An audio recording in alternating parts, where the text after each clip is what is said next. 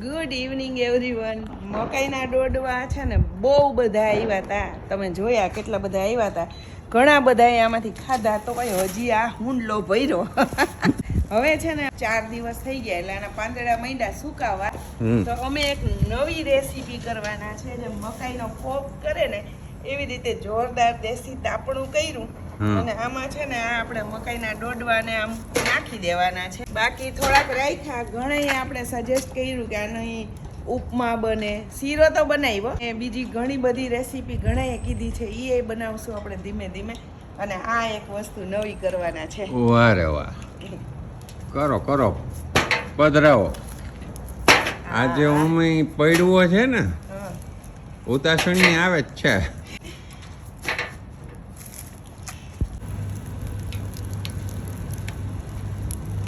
મેં તો ખાલી કહી દીધું કે આમ કરવું હોય તો થાય કે ન થાય. અસલી મહેનત આ માણસની છે. જો બાપુજી બેઠા બેઠા જોવે કે આ 2 જણા કંઈક નવું કરે. રહેવાતું નથી. લીંબુ ને મીઠું નથી નાખ્યું. પાઈકું હા, જો એકદમ મસાલા માંડવીના ઓરા કેમ થાય એવી રીતે થઈ ગયા. જો એક મકાઈનો ડોડવો જોરદાર શેકાઈ ગયો. ને આજે બને છે વધેલી ખીચડીના મુઠિયા ઢોકળા.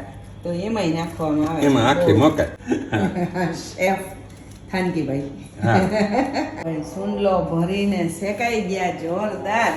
અને અહીં જો મુઠિયા વળવા માંડ્યા. આ વખતે જરાક મોટા વાયરા. રસો બનાવો પણ રસિયા નથી, અને મુઠિયા બનાવવા પણ સ્ટીમ નથી. આજે એવું કંઈક કરવાનું છે. મને ખબર છે તો હું કરવાનું. આમાં 4-5 જાતના લોટ છે. પછી બટાટાનું શાક નાખ્યું, પછી બીજા શાકભાજી નાખ્યા, મકાઈ નાખી, પછી તેલ, મીઠું ને મસાલા જે આપણા બેઝિક હોય ઈ, લીલી ચટણી નાખી. આજે કંઈક અલગ જ ખાવાનું છે. અને જો તેલ મુકાઈ ગયું, હારી પટ રાઈ નાખીને હમણાં પાણી વઘારી ઉકળી જશે ને એટલે આ નાખી દેવું. અને 10 મિનિટ એને ઢાંકીને ચડવા દેવા. જો આવા સ્ટીમ ઢોકળાય નહીં ને મુઠિયા ઢોકળાય નહીં, મેથી વગરના છે, દૂધી વગરના છે, પણ એકદમ જોરદાર ટેસ્ટી બનવાના. જો એકદમ મસ્ત મજેદાર મુઠિયા રસિયા બની ગયા છે.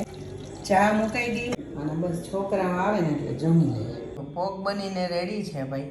આ ખાવાની એવી મજા આવે ને. આમાં તમે લીંબુ, મીઠું, મરચું ને મરીનો પાવડર ને નાખી અને ખાઓ ને તો એટલો સરસ લાગે. અને સ્મોકી ઇફેક્ટ જે આવે. તમે પણ એકવાર આવી રીતે બનાવીને ટ્રાય કરજો. પાંદડા સહિત શેકી નાખવાના. ભલે તાપણું ના કરીએ, ગેસ ઉપર શેકાય.